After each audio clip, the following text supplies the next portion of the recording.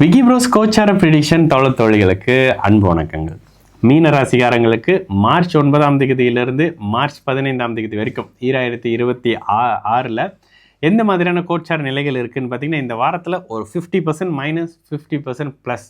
Minus என்னங்க, 6-8ஆம் அதிபதிகள் ராசியில் வர்றது. ப்ளஸ் என்னங்க, ராசிநாதனின் வக்ர நிவர்த்தி. உண்மையிலேயே கடந்த 5 மாதம் போட்டு வாட்டி எடுத்துருச்சுங்க.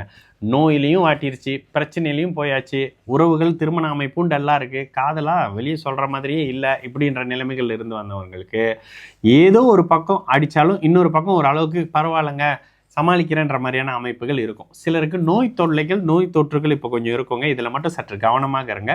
ஒரு சிலருக்கு விபத்து அமைப்புகள் இருக்கும். ஏன்னா இந்த 6-8ஆம் அதிபதி லக்னத்தில் வந்தால் மனதை கெடுப்பார்கள், தவறான முடிவுகள் எடுக்க வைப்பாங்க. ராசியில் வேற சனி இருக்கிறாரா, சனி சுபத்துவம், ஆனால் 8ஆம் அதிபதியால் சுபத்துவம்ன்றதுனால நீங்களே வில்லங்கத்தை தேடி போகிறது, நீங்களே விபத்தை தேடி போகிறது, நீங்களே பிரச்சனைகளை தேடி போகிறது, நீங்களே நோயை தேடி போகிறது. இது சில பேருக்கு புரியும். சுக்கரனோடு இணைந்து 8ஆம் அதிபதி சுக்கரனாக இருந்து சனியோட சேரும்போது நீங்களாவே போய் நோயை வாங்கிக்கிட்டு வரக்கூடிய செயலெல்லாம் அந்த இடத்துல செய்வீங்க.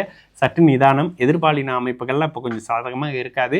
யாராவது புதிதாக ஆப்போசிட் ஜெண்டர் அறிமுகமாகறாங்கனாக்கா உங்களுக்கு பெரிய வலை வீசுறாங்கன்னு அர்த்தம். கூடுதலாக அந்த ஃபேஸ்புக்கில் இதில் வரக்கூடிய அந்த மெசேஜ் எல்லாம் பார்த்தீங்கன்னா கொஞ்சம் கவனமாக இருங்க. புதிய தொடர்புகள் சற்று ஆபத்தை கொடுக்கக்கூடிய ஒரு காலகட்டமாகவே இருக்கும். மீனராசிக்காரங்களுக்கு இந்த மார்ச் 9ஆம் தேதியிலிருந்து மார்ச் 15ஆம் தேதி வரைக்கும் 2026